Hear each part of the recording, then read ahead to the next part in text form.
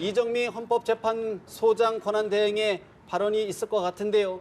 긴장이 발언 내용 직접 들어보셔야 될 것 같습니다. 2016 헌나 1 대통령 탄핵 사건에 대한 선고를 시작하겠습니다. 선고에 앞서 이 사건의 진행 경과에 관하여 말씀드리겠습니다. 저희 재판관들은 지난 90여일 동안 이 사건을 공정하고 신속하게 해결하기 위하여 온 힘을 다하여 왔습니다. 지금까지 대한민국 국민들께서도 저희 재판부와 마찬가지로 많은 범민과 고뇌의 시간을 보내셨으리라 생각합니다. 저희 재판관들은 이 사건이 재판소에 접수된 지난해 12월 9일 이후 오늘까지 휴일을 제외한 60여일간 매일 재판관 평일을 진행하였습니다.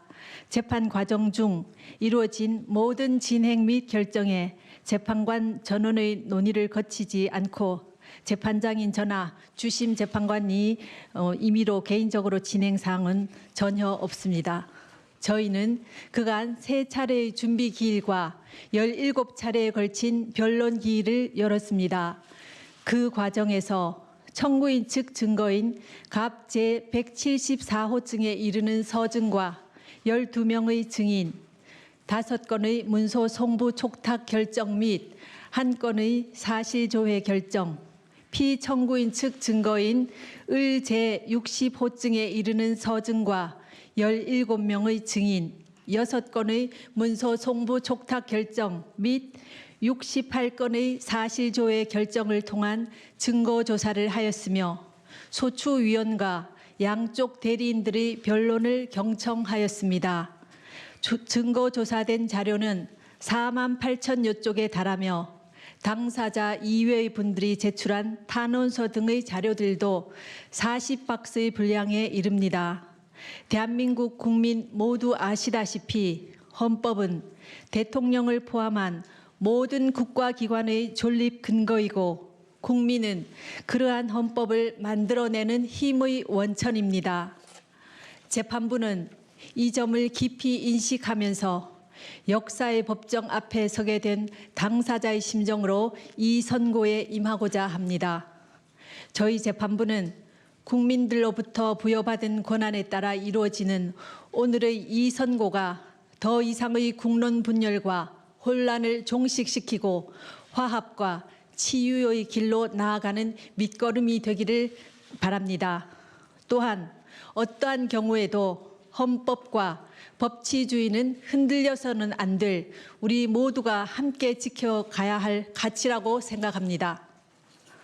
지금부터 선고를 시작하겠습니다.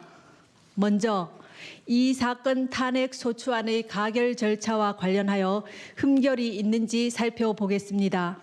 소추 의결서에 기재된 소추 사실이 구체적으로 특정되지 아니하였다는 점에 대하여 보겠습니다. 헌법상 탄핵 소추 사유는 공무원이 그 직무 집행에서 헌법이나 법률을 위배한 사실이고 여기서 법률은 형사법에 한정되지 않습니다.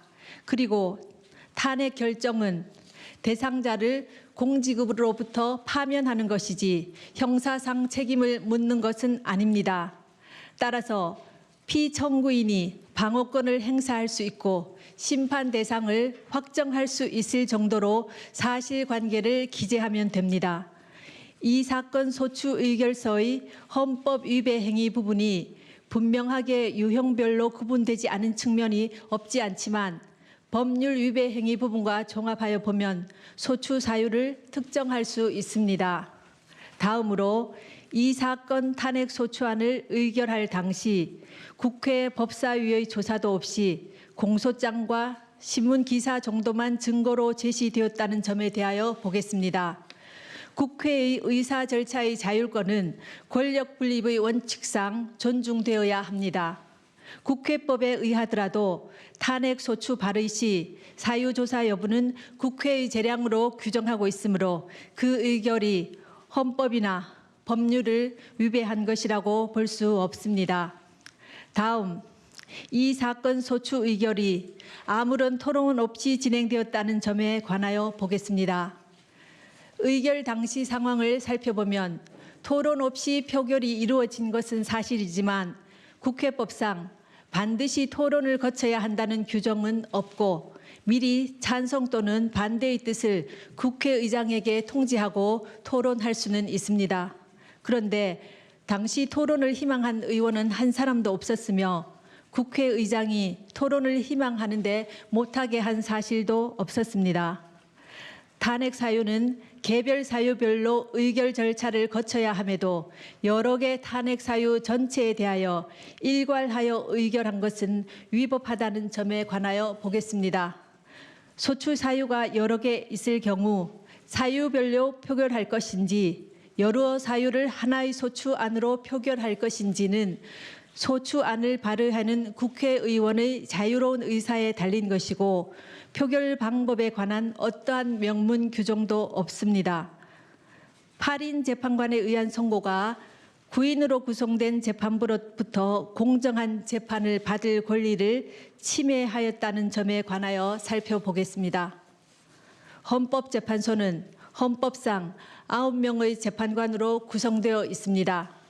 그런데 현실적으로 재판관의 공무상 출장이나 질병 또는 재판관 퇴임 이후 후임 재판관 임명까지 사이의 공백 등 여러 가지 사유로 일부 재판관이 재판에 관여할 수 없는 경우는 발생할 수밖에 없습니다. 헌법과 법률에서는 이러한 경우에 대비한 규정을 마련해 놓고 있습니다. 탄핵의 결정을 할 때에는 재판관 6인 이상의 찬성이 있어야 하고 재판관 7인 이상의 출석으로 사건을 심리한다고 규정하고 있습니다. 9명의 재판관이 모두 참석한 상태에서 재판을 할 수 있을 때까지 기다려야 한다는 주장은 헌재와 같이 대통령 권한대행이 헌법재판소장을 임명할 수 있는지 논란이 되고 있는 이러한 상황에서는 결국 심리를 하지 말라는 주장으로서 탄핵 소추로 인한 대통령의 권한 정지 상태라는 헌정 위기 상황을 그대로 방치하는 결과가 됩니다.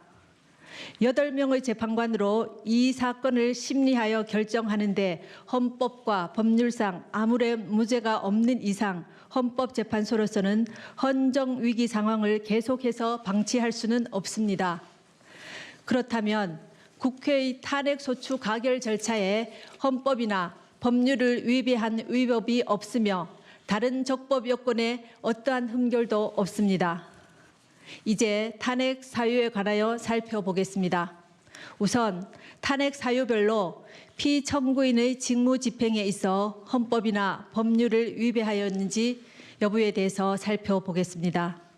공무원 임명권을 남용하여 직업 공무원 제도의 본질을 침해하였다는 점에 대해서 보겠습니다. 문화체육관광부 노 국장과 진 과장이 피청구인의 지시에 따라 문책성 인사를 당하고 노 국장은 결국 명예퇴직하였으며 장관이던 유진룡은 면직되었고 대통령 비서실장 김기춘이 문화체육관광부 제1차관에게 지시하여 1급 공무원 6명으로부터 사직서를 제출받아 그중 3명의 사직서가 수리된 사실은 인정됩니다.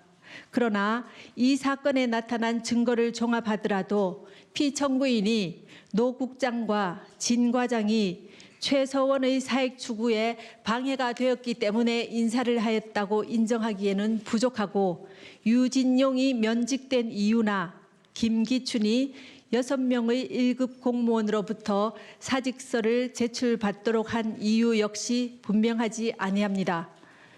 다음 언론의 자유를 침해하였다는 점에 관하여 보겠습니다. 청구인은 피청구인이 압력을 행사하여 세계일보 사장을 해임하였다고 주장하고 있습니다. 세계일보가 청와대 민정수석 비서관실에서 작성한 정윤회 문건을 보도한 사실과 피청구인이 이러한 보도에 대하여 청와대 문건의 외부 유출은 국기문란 행위이고 검찰이 철저하게 수사해서 진실을 밝혀야 한다고 하며 문건 유출을 비난한 사실은 인정됩니다. 그러나 이 사건에 나타난 모든 증거를 종합하더라도 세계일보에 구체적으로 누가 압력을 행사하였는지 분명하지 않고 피청구인이 관여하였다고 인정할 만한 증거는 없습니다. 다음, 세월호 사건에 관한 생명권 보호 의무와 직책 성실 의무 위반의 점에 관하여 살펴보겠습니다. 2014년 4월 16일 세월호가 침몰하여 304명이 희생되는 참사가 발생하였습니다. 당시 피청구인은 관저에 머물러 있었습니다. 헌법은 국가는 개인이 가지는 불가침의 기본적 인권을 확인하고 이를 보장할 의무를 진다고 규정하고 있습니다. 세월호 침몰 사건은 모든 국민들에게 큰 충격과 고통을 안겨준 참사라는 점에서 어떠한 말로도 희생자들을 위로하기에는 부족할 것입니다. 피청구인은 국가가 국민의 생명과 신체의 안전 보호 의무를 충실하게 이행할 수 있도록 권한을 행사하고 직책을 수행하여야 할 의무를 부담합니다. 그러나 국민의 생명이 위협받는 재난 상황이 발생하였다고 하여 피청구인이 직접 구조 활동에 참여하여야 하는 등 구체적이고 특정한 행위 의무까지 바로 발생한다고 보기는 어렵습니다. 또한 피청구인은 헌법상 대통령으로서의 직책을 성실히 수행할 의무를 부담하고 있습니다. 그런데 성실의 개념은 상대적이고 추상적이어서 성실한 직책 수행 의무와 같은 추상적 의무 규정의 위반을 이유로 탄핵 소추를 하는 것은 어려운 점이 있습니다. 헌법재판소는 이미 대통령의 성실한 직책 수행 의무는 규범적으로 그 이행이 관철될 수 없으므로 원칙적으로 사법적 판단의 대상이 될 수 없어 정치적 무능력이나 정책 결정상의 잘못 등 직책 수행의 성실성 여부는 그 자체로는 소추 사유가 될 수 없다고 하였습니다. 세월호 사고는 참혹하기 그지없으나 세월호 참사 당일 피청구인이 직책을 성실히 수행하였는지 여부는 탄핵 심판 절차의 판단 대상이 되지 아니한다고 할 것입니다. 지금부터는 피청구인의 최서원에 대한 국정 개입 허용과 권한 남용에 관하여 살펴보겠습니다. 피청구인에게 보고되는 서류는 대부분 부속 비서관 정호성이 피청구인에게 전달하였는데 정호성은 2013년 1월경부터 2016년 4월경까지 각종 인사자료, 국무회의 자료, 대통령 해외 순방 일정과 미국 국무부 장관 접견 자료 등 공무상 비밀을 담고 있는 문건을 최서원에게 전달하였습니다. 최서원은 그 문건을 보고 이에 관한 의견을 주거나 내용을 수정하기도 하였고 피청구인의 일정을 조정하는 등 직무 활동에 관여하기도 하였습니다. 또한 최서원은 공직 후보자를 추천하기도 하였는데 그중 일부는 최서원의 이권 추구를 도왔습니다. 피청구인은 최서원으로부터 KD 코퍼레이션이라는 자동차 부품 회사의 대기업 납품을 부탁받고 안종범을 시켜 현대자동차 그룹에 거래를 부탁하였습니다. 피청구인은 안종범에게 문화와 체육 관련 재단법인을 설립하라는 지시를 하여 대기업들로부터 486억 원을 출연받아 재단법인 미르, 288억 원을 출연받아 재단법인 K스포츠를 설립하게 하였습니다. 그러나 두 재단법인의 임직원 임면, 사업 추진, 자금 집행, 업무 지시 등 운영에 관한 의사결정은 피청구인과 최서원이 하였고 재단법인에 출연한 기업들은 전혀 관여하지 못했습니다. 최서원은 미르가 설립되기 직전에 광고회사인 플레이그라운드를 설립하여 운영했습니다. 최서원은 자신이 추천한 임원을 통해 미르를 장악하고 자신의 회사인 플레이그라운드와 용역 계약을 체결하도록 하여 이익을 취하였습니다. 그리고 최서원의 요청에 따라 피청구인은 안종범을 통해 KT에 특정인 2사람을 채용하게 한 뒤 광고 관련 업무를 담당하도록 요구하였습니다. 그 뒤 플레이그라운드는 KT의 광고 대행사로 선정되어 KT로부터 68억여 원에 이르는 광고를 수주했습니다.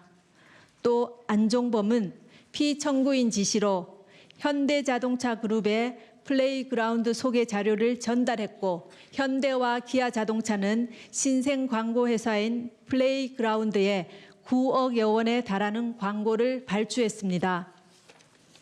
한편 최서원은 K스포츠 설립 하루 전에 더 블루K를 설립하여 운영했습니다. 최서원은 노승일과 박헌영을 K스포츠의 직원으로 채용하여 더 블루K와 업무 협약을 체결하도록 했습니다. 피청구인은 안종범을 통하여 그랜드코리아 레저와 포스코가 스포츠팀을 창단하도록 하고 더 블루K가 스포츠팀의 소속 선수 에이전트나 운영을 맡기도록 하였습니다. 최서원은 문화체육관광부 제2차관 김종을 통해 지역 스포츠클럽 전면 개편에 대한 문화체육관광부 내부 문건을 전달받아 K스포츠가 이에 관여하여 더 블루K가 이익을 취할 방안을 마련했습니다. 또 피청구인은 롯데그룹 회장을 독대하여 5대 거점 체육인재 육성 사업과 관련해 하남시에 체육시설을 건립하려고 하니 자금을 지원해 달라고 요구하여 롯데는 K스포츠에 70억 원을 송금했습니다. 다음으로 피청구인의 이러한 행위가 헌법과 법률에 위배되는지 보겠습니다. 헌법은 공무원을 국민 전체에 대한 봉사자로 규정하여 공익의 실현 의무를 천명하고 있고 이 의무는 국가공무원법과 공직자윤리법 등을 통해 구체화되고 있습니다. 피청구인의 행위는 최서원의 이익을 위해 대통령의 지위와 권한을 남용한 것으로서 공정한 직무 수행이라고 할 수 없으며 헌법과 국가공무원법, 공직자윤리법 등을 위배한 것입니다. 또한 재단법인 미르와 K스포츠의 설립, 최서원의 이권 개입에 직간접적으로 도움을 준 피청구인의 행위는 기업의 재산권을 침해하였을 뿐만 아니라 기업 경영의 자유를 침해한 것입니다. 그리고 피청구인의 지시 또는 방치에 따라 직무상 비밀에 해당하는 많은 문건이 최서원에게 유출된 점은 국가공무원법의 비밀 엄수 의무를 위배한 것입니다. 지금까지 살펴본 피청구인의 법 위반 행위가 피청구인을 파면할 만큼 중대한 것인지에 관하여 보겠습니다. 대통령은 헌법과 법률에 따라 권한을 행사해야 함은 물론 공무 수행은 투명하게 공개하여 국민의 평가를 받아야 합니다. 그런데 피청구인은 최서원의 국정 개입 사실을 철저히 숨겼고 그에 관한 의혹이 제기될 때마다 이를 부인하며 오히려 의혹 제기를 비난하였습니다. 이로 인해 국회 등 헌법기관에 의한 견제나 언론에 의한 감시 장치가 제대로 작동될 수 없었습니다. 또한 피청구인은 미르와 K스포츠 설립, 플레이그라운드와 더 블루K 및 KD 코퍼레이션 지원 등과 같은 최서원의 사익 추구에 관여하고 지원하였습니다. 피청구인의 헌법과 법률 위배 행위는 재임 기간 전반에 걸쳐 지속적으로 이루어졌고 국회와 언론의 지적에도 불구하고 오히려 사실을 은폐하고 관련자들을 단속해 왔습니다. 그 결과 피청구인의 지시에 따른 안종범, 김종, 정호성 등이 부패 범죄 혐의로 구속 기소되는 중대한 사태에 이르렀습니다. 이러한 피청구인의 위헌 위법 행위는 대의민주제 원리와 법치주의 정신을 훼손한 것입니다. 한편 피청구인은 대국민 담화에서 진상규명에 최대한 협조하겠다고 하였으나 정작 검찰과 특별검사의 조사에 응하지 않았고 청와대에 대한 압수수색도 거부하였습니다. 이 사건 소추와 관련한 피청구인의 일련의 언행을 보면 법 위배 행위가 반복되지 않도록 하여야 할 헌법 수호 의지가 드러나지 않습니다. 결국 피청구인의 위헌 위법 행위는 국민의 신임을 배반한 것으로 헌법 수호의 관점에서 용납될 수 없는 중대한 법 위배 행위라고 보아야 합니다. 피청구인의 법 위배 행위가 헌법 질서에 미치는 부정적 영향과 파급 효과가 중대하므로 피청구인을 파면함으로써 얻는 헌법 수호의 이익이 압도적으로 크다고 할 것입니다.